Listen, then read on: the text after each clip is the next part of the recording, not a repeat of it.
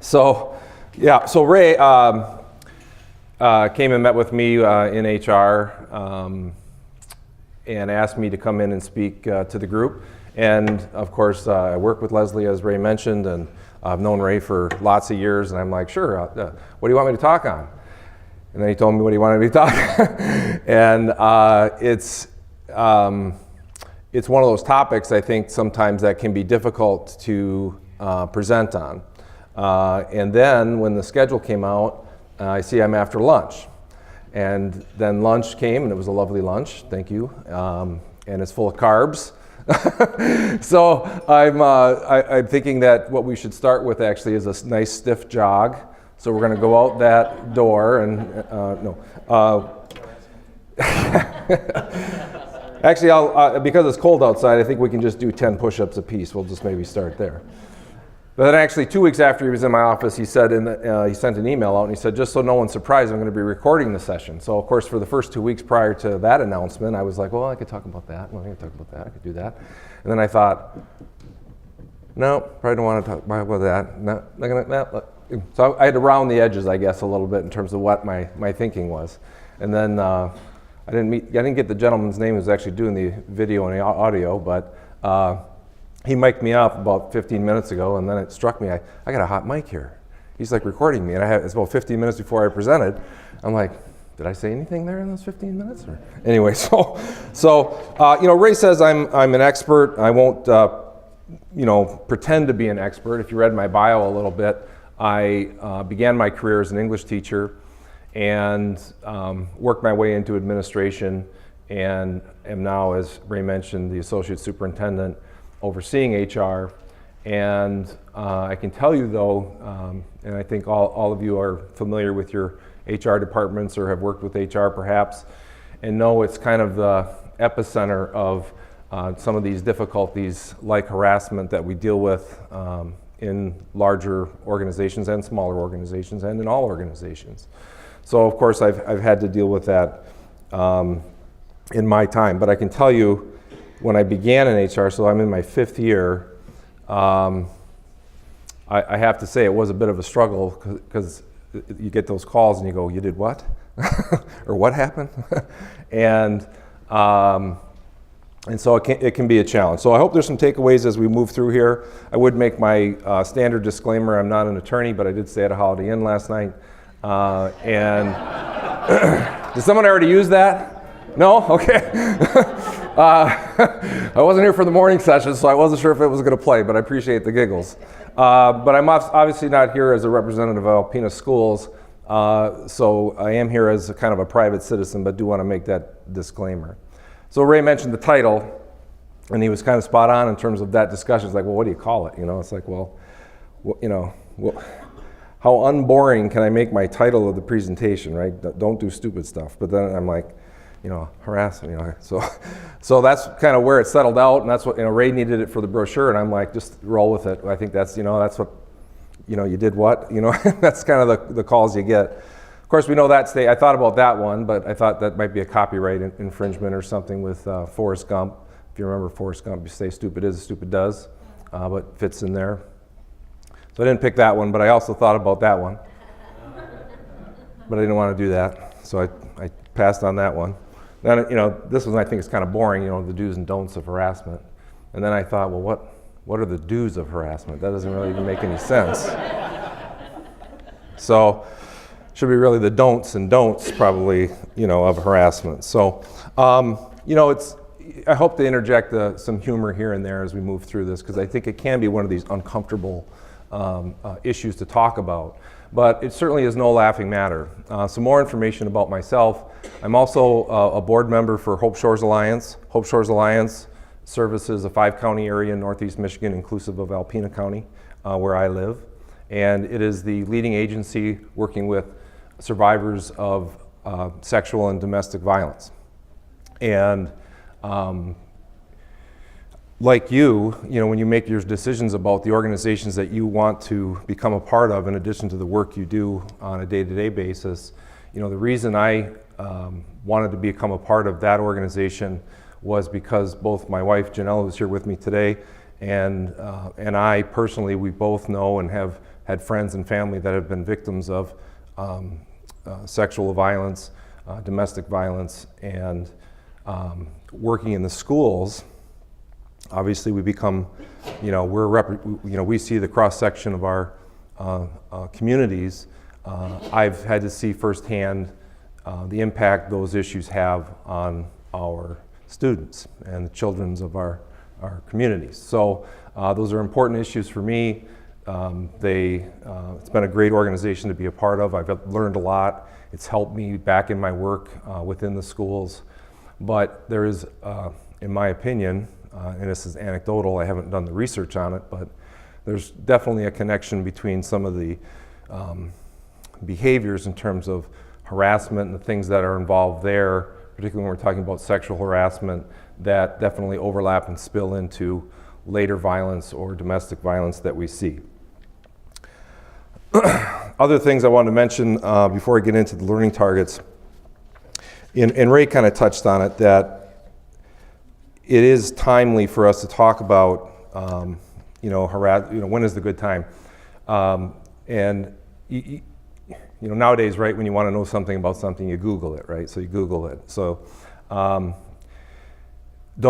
Google harassment if you want to ruin the rest of your day, okay? Because the news articles that come up are actually quite unsettling. So here's just a few recent ones. Police department captain files sexual harassment lawsuit alleging culture of sexism, cruel pranks within the department. Officer alleged she was the victim of harassment and hostile work environment after a deeply humiliating photo of a nude woman was shared among officers, and the statement within the picture was it's that officer who's the victim in the matter. Another one, lawsuit alleges Marriott hotels to protect employee against guest sexual misconduct. A housekeeper at a Marriott hotel in California said that in the summer of 2017, a drunk male guest groped her while she was cleaning the hotel lobby bathroom. As he did, he offered her $50. In an interview, the housekeeper, who is 51, said that when she told one of her supervisors, the supervisor's response was laughter and a joke to the effect of, he should have offered you 100. So now I'm in HR, I get that call, and you go, what? You said what? That was, that's the, stupid stuff. That is not the response that you should be giving. If you've tracked the news not so long ago, it sort of resolved itself, but in Starbucks, where the two African-American males who were just in the restaurant were asked to leave the restaurant. If you saw the entire video clip of that, if you haven't, I encourage you to watch that. School district to pay teachers $1.78 million after sexual harassment lawsuit with former principal.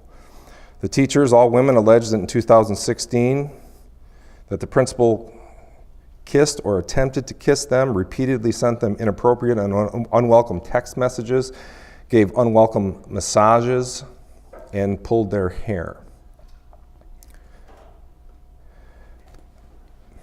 I'm just going to kind of go like this.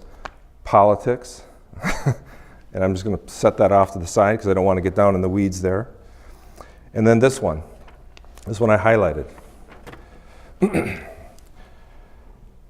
A former restaurant employee files lawsuit for sexual harassment and discrimination. A longtime staffer at a restaurant says members of the ownership and management engaged in sexual harassment, homophobia, sexism, and racism. In the complaint, this employee alleges that supervisors rated female customers on their appearance. The complaint states that the rating system included the following guidelines. 99 equals very attractive. 99J, very attractive Jewish woman. 99P, very attractive pregnant woman. Super 88, very attractive Asian woman. So as I'm preparing to present, I'm reading this and I'm so they actually had a rating system. So on the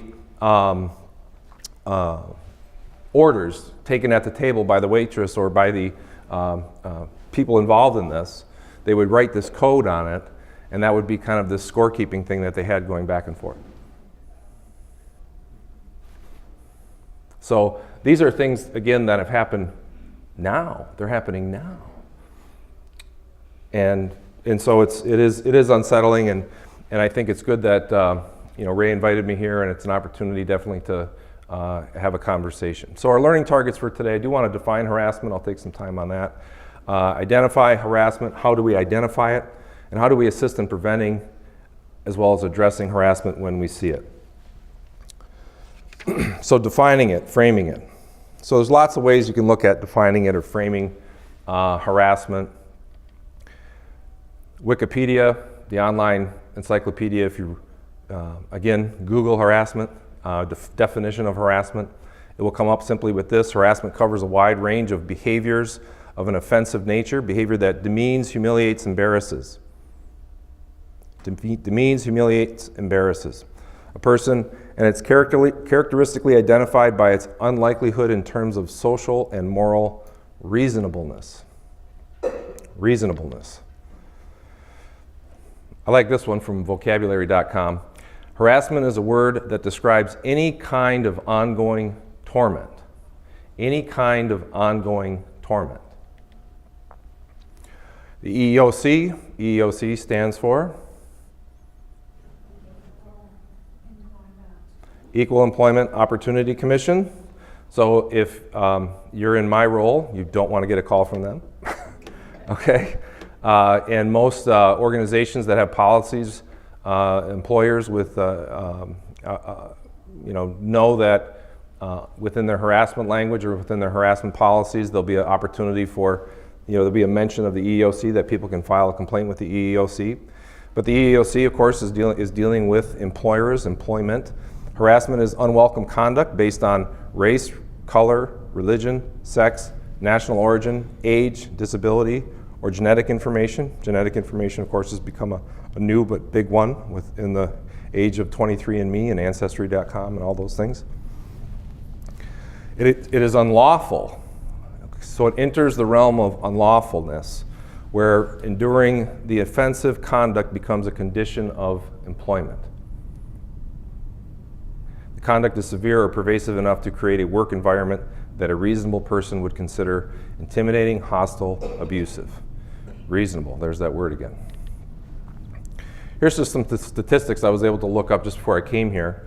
So these are the totals for all of the complaints filed with the EEOC across the United States, and I believe the territories as well, over the last several years. They don't have, of course, 2019 because we just started the year, but these are all of the harassment allegations.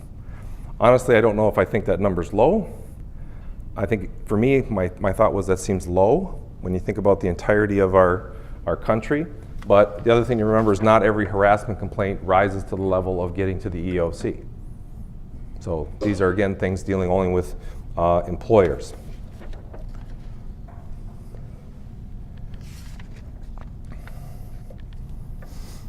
So those words that jump out when you look, again, how do we define it?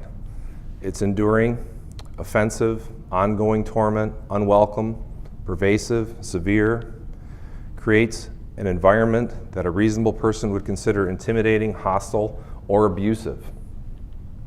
Creates an environment that is intimidating, hostile, or abusive. Okay? So that's how we can frame it within our minds when we think about harassment. So when is it? When do we say, that's it, right there, that's harassment. That's it, okay?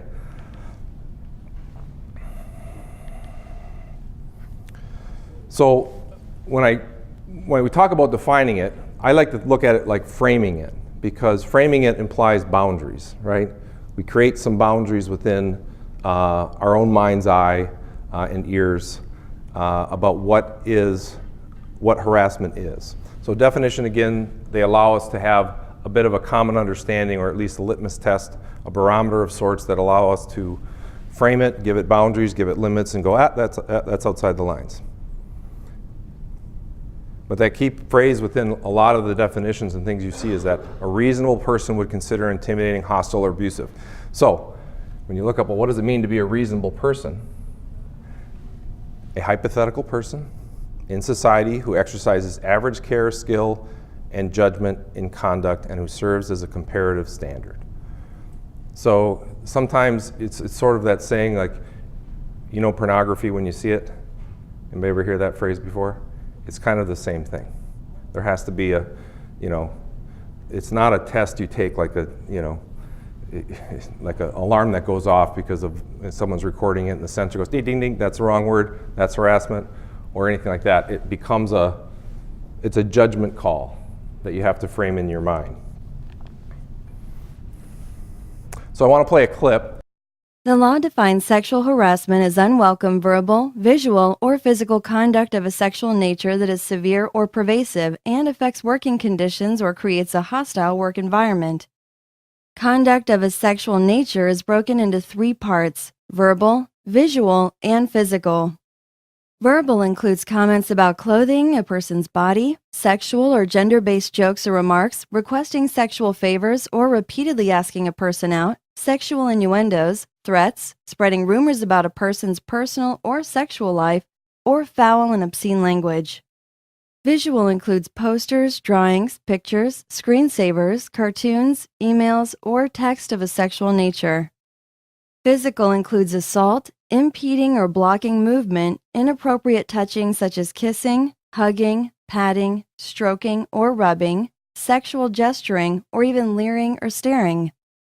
There are 2 categories of sexual harassment. The first is quid pro quo, which literally means this for that. It occurs when a boss uses job rewards such as raises or promotions or punishment such as demotions or firing to force employees into a sexual relationship or sexual act. The second is hostile environment, which is defined as conduct that unreasonably interferes with work performance or creates an intimidating, hostile, or offensive work environment. For example, it may be sexual harassment if repeated sexual comments make someone so uncomfortable that their work performance suffers, or they decline professional opportunities because it will put them in contact with the harasser. In both types of harassment, employees must prove that the conduct was offensive to someone, not necessarily the intended victim of the harassment. Here is an example. Say a male employee tells a dirty joke to a female coworker. She thinks it's funny, but a second woman passing by finds it offensive. That joke could contribute to a hostile environment claim simply because someone finds it offensive. There are 2 conditions that determine liability for employers in cases of hostile environment sexual harassment. The employer knew or should have known about the harassment, and the employer failed to take appropriate corrective action. Having a training program as well as a clear procedure for reporting harassment claims can shield employers from expensive lawsuits. Visit us at turnkeydoc.com for more tips on how to prevent sexual harassment, training materials, as well as a complete library of company policy and procedures. Don't forget to subscribe to our YouTube channel for free video tips every month. So again, this is just a video I thought did a nice job of providing an overview, but one of the things that's important to keep in mind is whether you're dealing with an organization or you're dealing with an employment situation, something that might be humorous to one is not humorous to all. And you have to be conscious at all times of who your audience is. But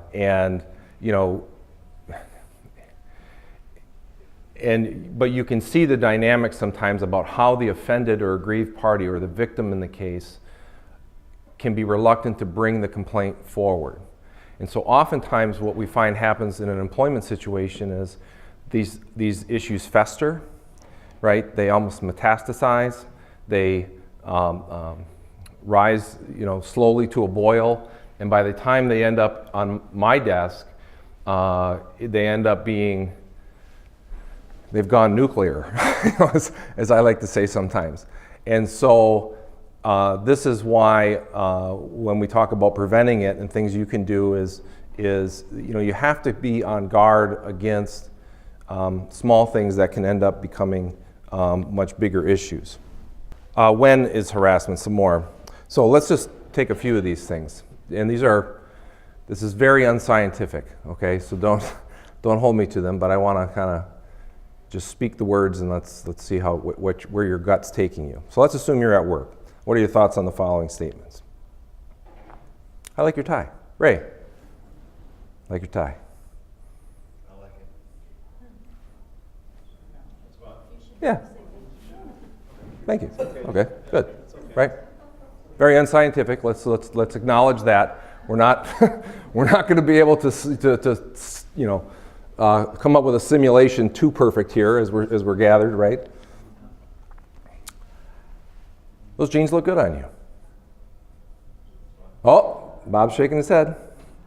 So Bob and I work together too. Now, Depends on who you're talking. I'm not going to tell you that. okay, I'm seeing this, right? So like in school we'll do this. We'll do like thumbs up, we'll do thumbs down, we'll do thumbs sideways, right? So why don't you guys give me a vote on that? Where are you at? Go ahead. I mean, we're all friends here. Sideways, right? Okay. So I'm gonna go sideways. All right. Now again, very unscientific, right? Very unscientific. Should it matter who you're saying it to? Should it matter if it's a girl or a guy or what? I don't know. Should it? Look at, we're all confused already, right? Right? Okay, all right. Tony, you got your haircut. It looks nice. Thank you. Thumbs up. I can't speak to that because No? Thumbs up. Thumbs up. Most people are thumbs up on that. Okay.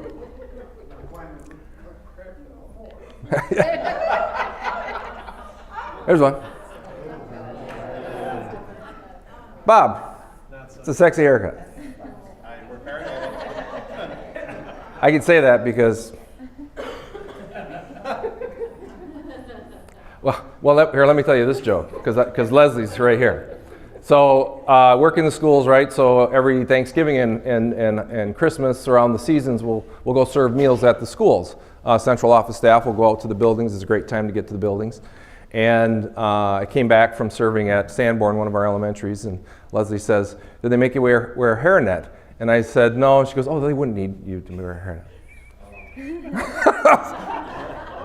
Yeah, right, Ray? Right? Man. All right, so, okay, this, thumbs. All right, so here's a hint. Don't describe anything as sexy. Okay?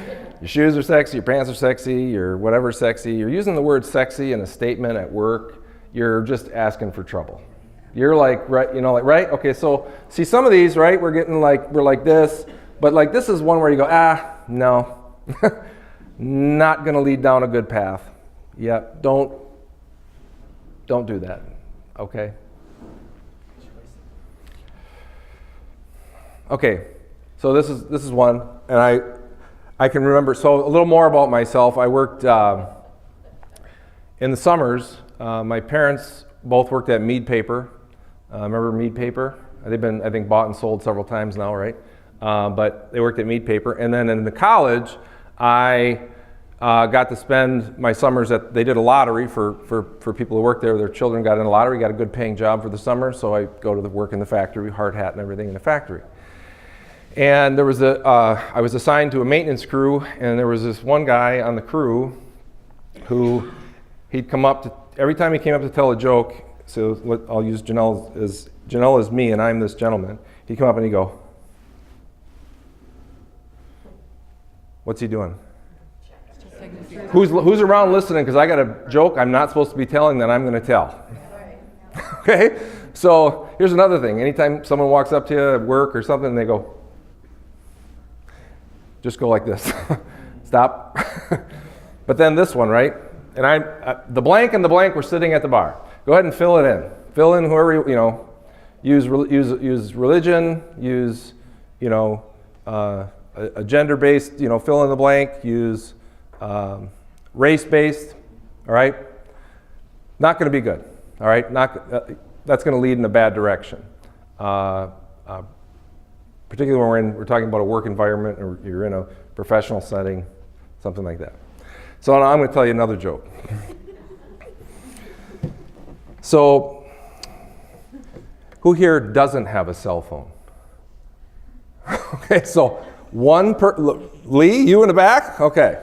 All right, so these are wonderful things, but they're game changers when it comes to stuff like this, right? When I do training to our staff at the beginning of the year, you hear about email. Does anybody know what the E stands for? Evidence. Okay. These are game changers. No, again, I look back on my life, and I like to think my parents raised me, to have integrity, to be a good person.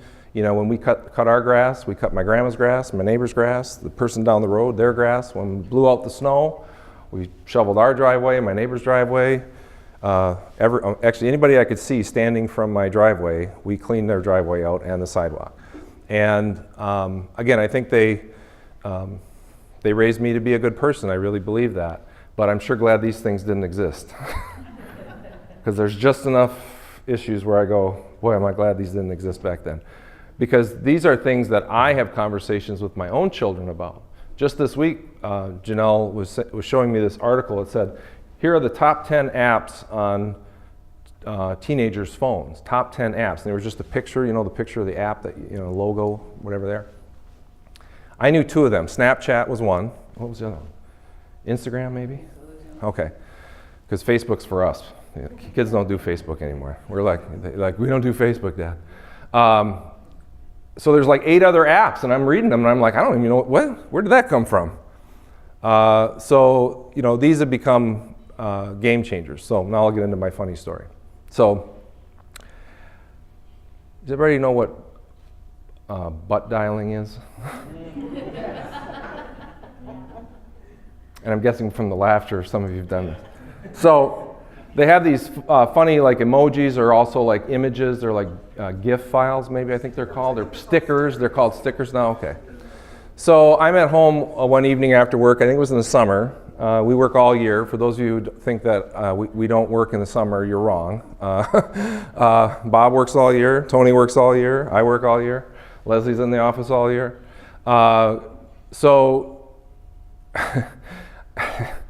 So I get home, and it's after dinner, I think. A few hours have gone by since I left work, and I pick up my phone and I look at it, and I see I had apparently texted Leslie, and I had sent her a sticker that said, "You're my everything."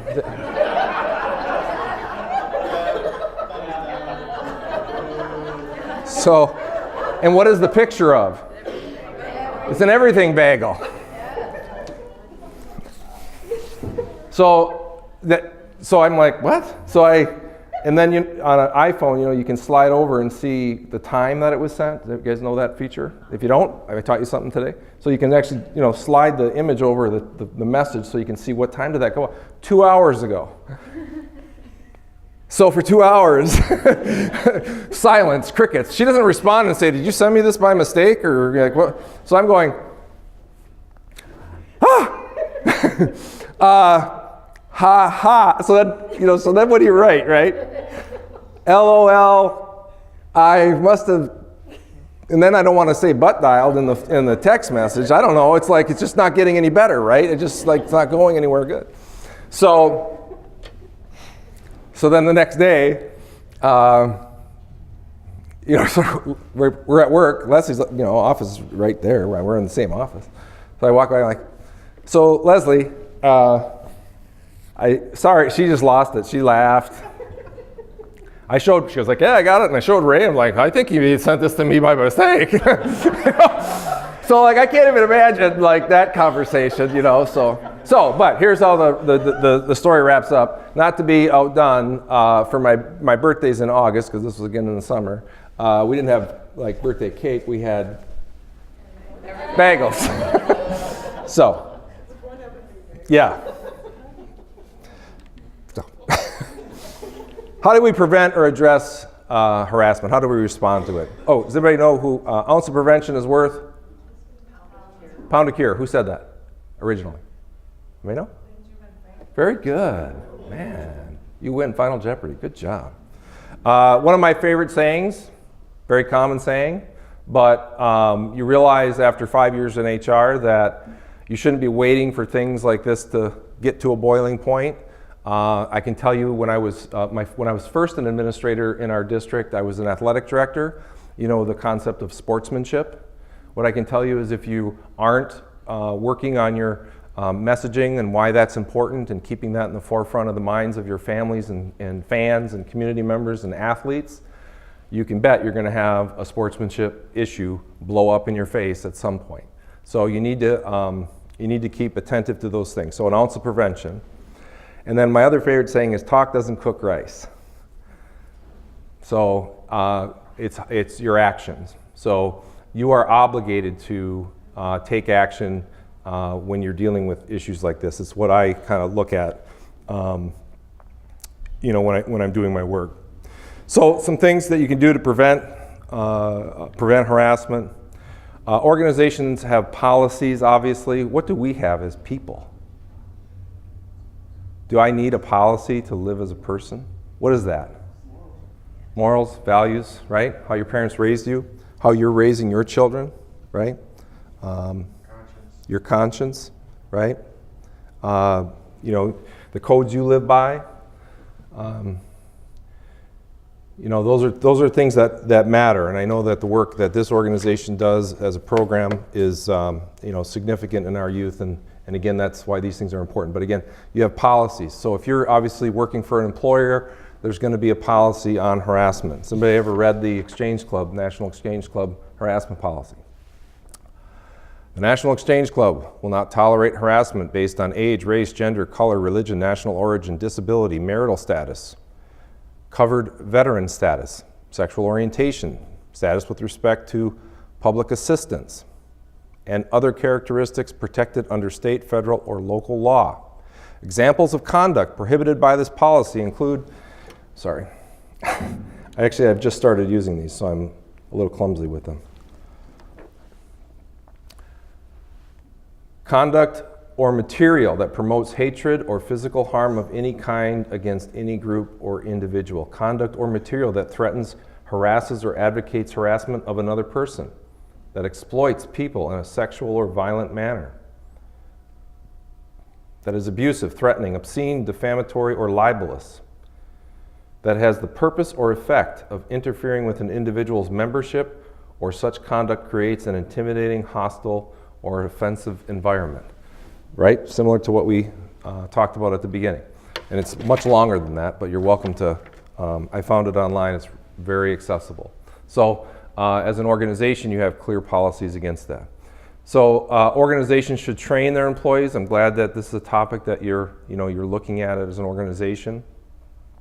As individuals, what do? This is again going back to, we talk to our kids about it, right?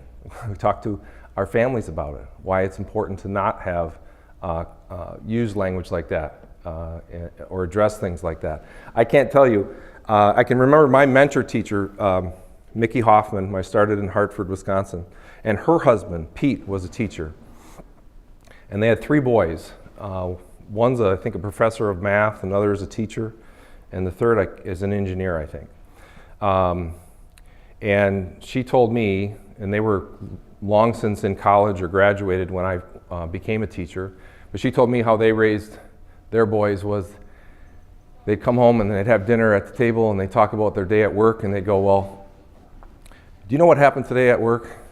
And they'd tell the story amongst them, and then they'd look at the boys and go, and if you ever do that, I can't tell you how many times I've been with my own kids where I've walked by a situation and you see it, and then you pause. Literally walking down the sidewalk, and you pause and you go, "You see? You know what we just walked by there? Don't ever behave like that. Don't ever do that." And okay, now let's keep going to McDonald's or wherever we were going. I've done that frequently. And again, I said little things become big things. I say this to my administrators in our trainings: don't ignore whispers. Do not ignore the whisper. You'll hear a whisper about something and think, oh no, Bill wouldn't do that. Bill's a good guy. I was just with Bill. We're in small town USA in the corner of our world. No, What I can tell you is I've sat across from people that I wouldn't have thought done some of the things that they've done more times than not, and I go, no, we're gonna lift up that stone, we're gonna look, and then we're gonna be okay, and then we'll move forward. How can you respond? You know, some good things. Say something or not. Is it safe? You know, I read some good advice that talks about, we've seen enough news coverage on situations like this where you feel like you want to respond in a moment. Maybe you're in a restaurant or something like that, and do you? Is it safe? Is it something that you feel comfortable doing in that moment? But I think the key thing to remember is there's always a recourse, right? There's always a way to respond. If you're in an organization, as you are now, or if you're in a workplace environment, there ought to be a way to seek recourse. Don't engage, keep moving. I thought that was good. You know, sometimes when you're dealing with a situation, and you're observing somebody that is harassing somebody else, do you really think in the few seconds you might have that you're going to convert that person's values, on the spot? It's going to take a little more than that. But again, know that there's recourse, and of course be supportive of others. I don't want to go into that other clip if I got a little bit of time. I'm going to go on. I'm not going to show you the last clip. So some other items. So social media. So this is something we deal with in schools. So in the state of Michigan, they've kind of lumped, you guys have all heard about bullying, of course. Bullying is kind of lumped under, for state reporting purposes, as harassment. So bullying is, harassment. And there's been, when I was still an assistant principal at our high school, we moved, it was right when Facebook was blowing up, and then, Snapchat came later. But even early on then, the harassing behaviors that we were seeing were now not so apparent. They were behind the scenes. They were through social media, and then became the question: well, how do I hold somebody accountable to that if it's out in cyberspace and it's something they're doing at 10:30, 11 o'clock at night from their bedroom or living room? And as our understanding of this has evolved, and it's also true of employers and employees, it is not where the harassment is occurring, but where the effect of that harassment is landing. So if in the case, for example, of students, if there's harassment going on through social media, but Mary doesn't want to come to school because this group of students or a single student is creating this hostile environment through social media, and it's shocking how powerful it is, right, for our youth. But the same can happen for an employment situation. If somebody's defaming somebody and harassing somebody on social media, and that employee doesn't want to go to work because of it, you've got a real problem on your hands. And I don't think it's appropriate to just go, I can't do anything about it. It's out there. It's in the cyber world. No, you can, okay? And I'll be real honest, most of the time when I've dealt with situations involving students, when we've had student harassment issues, sometimes it's enough just to let the parent of the offender know, do you know that your daughter posted this? And oftentimes they get right on it, but they're just not aware, right? Because it's in this, what did I just say? Those 8 other apps that I need to go research now this weekend when I get home. I also believe strongly that people are what they repeatedly do. I do believe in forgiveness. I do believe in redemption. And so you want to give people the benefit of the doubt when they make an error, but people are what they repeatedly do. When we hire people, that's the one thing I tell our hiring committees every time. People are what they repeatedly do, not what they say they'll do in the interview. You need to try and discover who they are. What have they repeatedly done, right? That's where I think people's characters are revealed. What have they repeatedly done? We talked about considering the audience or the intent, and then no touchy. So this is the other one, right? Oh, my neck hurts. Oh, well, let me rub your neck. No, okay? We're gonna go thumbs down on that one. Boy, my feet hurt. Well, here, let me give you a foot massage. No, You're not doing that. Not when you're in, if my wife was saying that, sure. I mean, rub your shoulders, But you're not new. That's a thumbs down. Don't do that. When you're at work. Something also that you might have heard a lot about, particularly in recent months and years, Title IX. So does everybody know that is Title IX? That's it in its entirety. That's all it says. Those words, that's it. And the Larry Nassar issue, of course, that Michigan State is working through, when you read those articles, it's referring to Title IX and the obligations that organizations like colleges, K-12 schools have to comply with Title IX because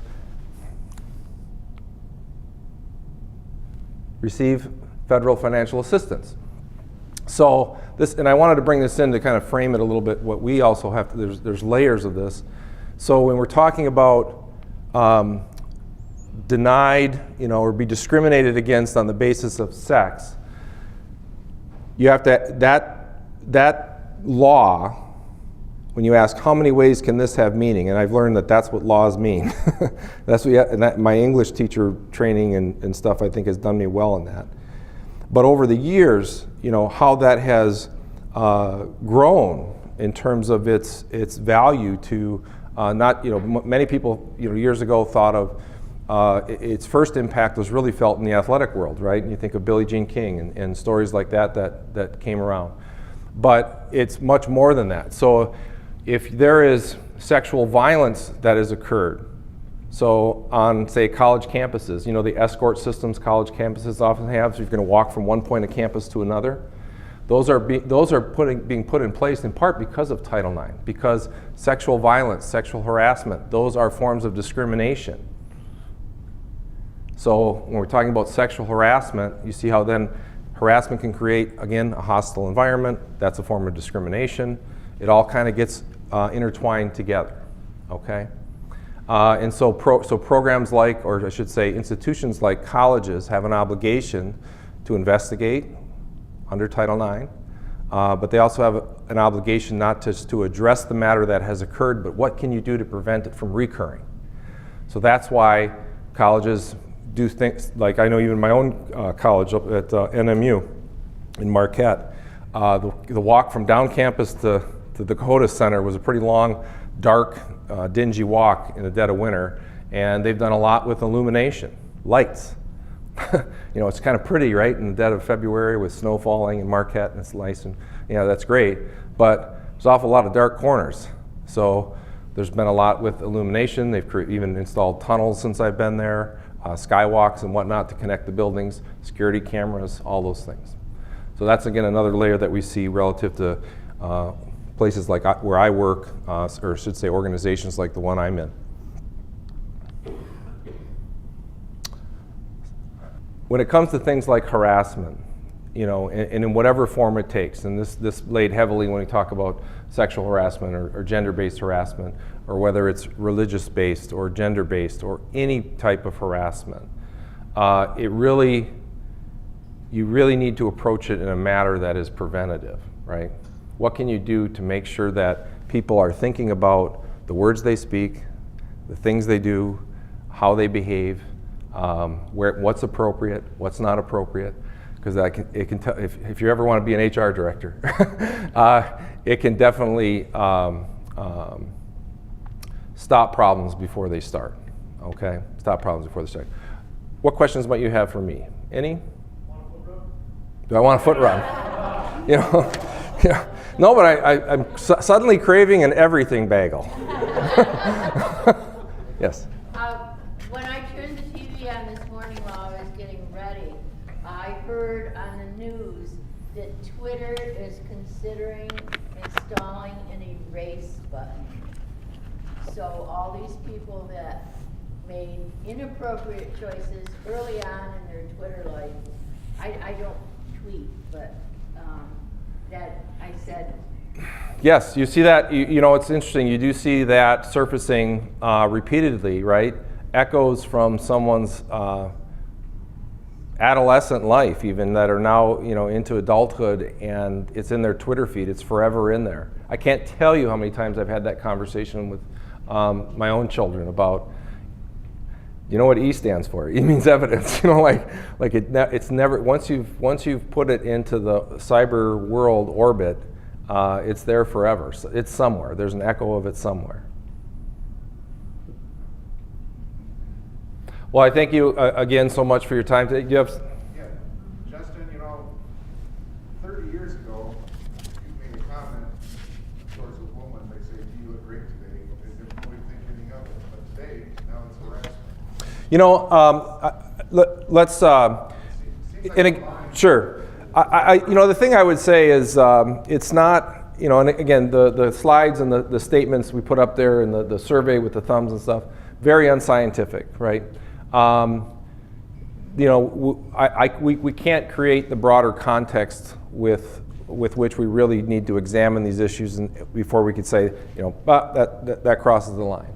I don't, and even in the video clip, when it talked about, the joke that was told between two employees where they might find it fine, but someone else might be offended by it. You really just have to be, there's a greater sensitivity, I think, with which we need to be considerate of relative to, the things we say, particularly when we're at work, how we conduct ourselves in, when we're in a professional setting of whatever, context that is. But, I hope that, when you look at some of the research, one of the things it talks about in it is when we make comments like that, or that those become the main compliments that are given, it tends to objectify the individual, and you have to be very careful of that. And again, you'd have to lay out the facts of something over time versus any maybe one comment. Remember in the beginning when it talks about what rises to the level of harassment under, like, say, the EEOC or something like that.